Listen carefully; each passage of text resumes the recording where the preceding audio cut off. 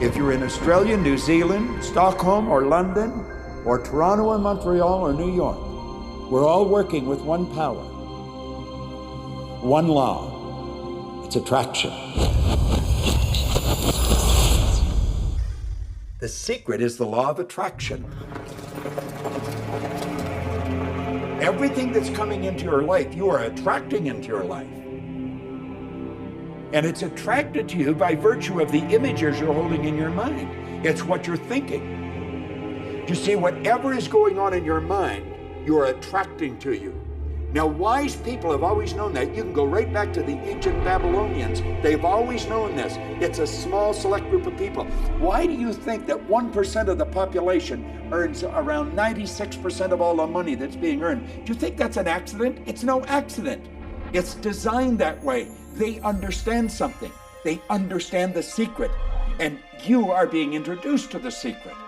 The simplest way for me to look at the law of attraction is if I think of myself as a magnet, and I know that a magnet will attract to it.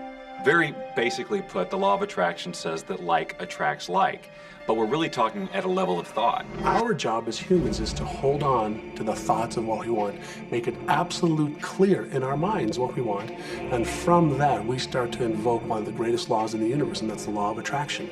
You become what you think about most, but you also attract what you think about most. If you see it in here, you're going to hold it here.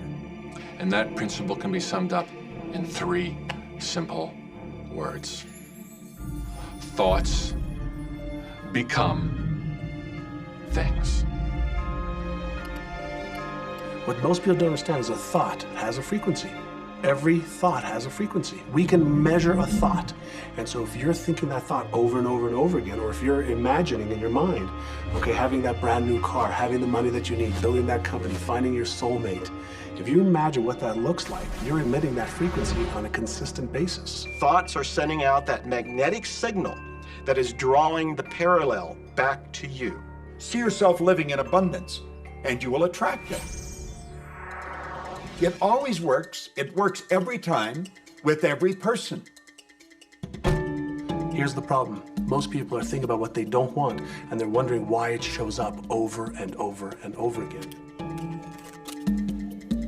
The law of attraction doesn't care whether you perceive something to be good or bad, or whether you don't want it or whether you do want it.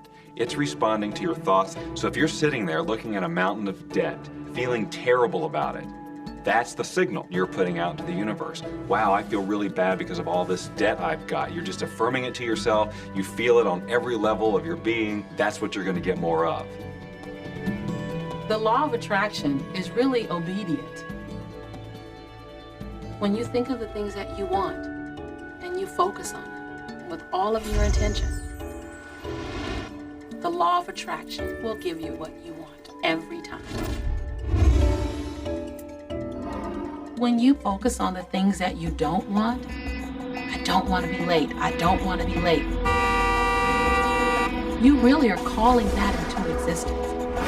The law of attraction doesn't hear that you don't want it, and so it's going to show up over and over and over again. The law of attraction is not biased to wants or don't wants. It manifests the things that you think you want. The law of attraction is always working.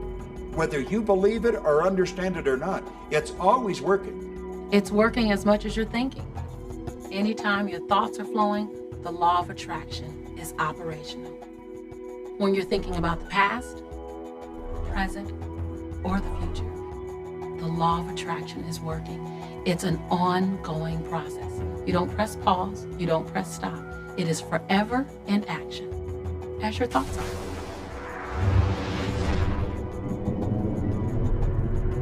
Creation is always happening. Every time an individual has a thought or a prolonged, chronic way of thinking, they're in the creation process. Something is going to manifest out of those thoughts. Law of attraction says, we'll give you whatever it is you say and focus on. And so if you're complaining about how bad it is, what you're creating is more of how bad it is. Oh, look, I got that.